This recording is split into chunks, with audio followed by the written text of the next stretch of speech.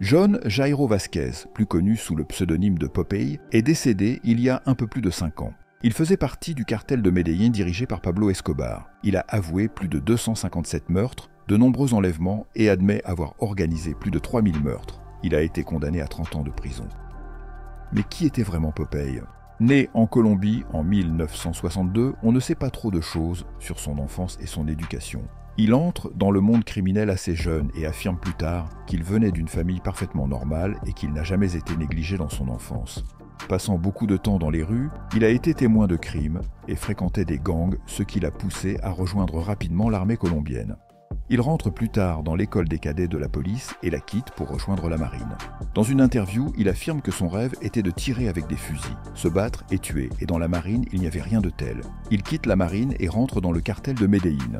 Gravissant les échelons, il devient le chef de la sécurité de Pablo Escobar et son tueur à gages personnel.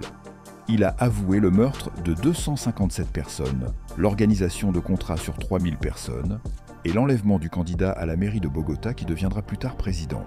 Il a également avoué être impliqué dans le sabotage du vol 203 qui a causé la mort de 107 passagers. Le but de cet attentat était de tuer le candidat à la présidentielle de l'époque qui souhaitait mettre fin au cartel de Medellín.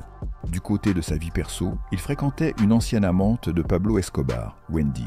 Lors d'une conversation téléphonique, Escobar a donné un ultimatum à Popeye, l'amour ou la mort, l'argent ou le plomb.